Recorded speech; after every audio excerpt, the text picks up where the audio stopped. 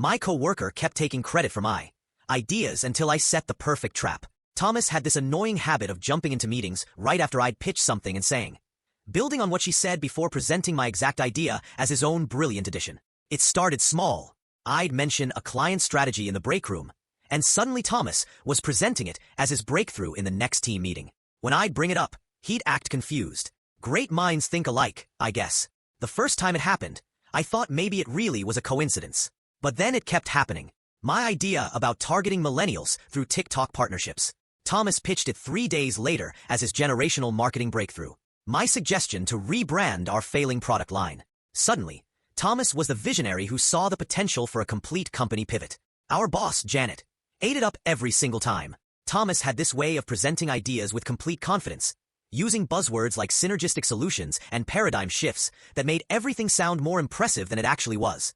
Meanwhile, I'd sit there watching my own thoughts come out of his mouth, feeling like I was taking crazy pills. When I tried to speak up, Thomas would jump in with something like exactly what I was thinking, or you're really getting the vision I laid out. The worst part, it was working. Thomas got promoted twice in 6 months while I stayed stuck in the same role, watching my ideas get credited to him week after week. Janet started calling him her rising star and mentioned him constantly in company-wide emails about innovation. I started keeping a notebook, writing down every idea I shared, and when Thomas would inevitably steal it. The pattern was always the same. Casual conversation with Thomas followed by him presenting my concept as his own within 72 hours. My breaking point came during our quarterly review when Janet praised Thomas for consistently bringing fresh perspectives while telling me I needed to contribute more original thinking to advance in the company. I was literally being criticized for not being creative enough, while sitting next to the guy who built his entire reputation on stealing my creativity. That's when I decided to test something. I casually mentioned a completely fake marketing campaign idea to Thomas during lunch. What if we tried reverse psychology advertising where we tell people not to buy our product? Like, please don't buy this. It's too good for you. Total nonsense. But I sold it like it was genius, talking about how it would create psychological intrigue and drive demand through exclusivity. Thomas's eyes lit up. That's actually really interesting. The psychology of wanting what you can't have. Exactly, I said, fighting back a smile. I read about it in some Harvard Business Review article. Revolutionary stuff.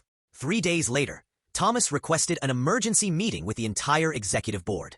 He spent 20 minutes explaining how reverse psychology advertising would revolutionize our industry, complete with PowerPoint slides, projected revenue increases, and quotes from leading behavioral economists. The room was dead silent.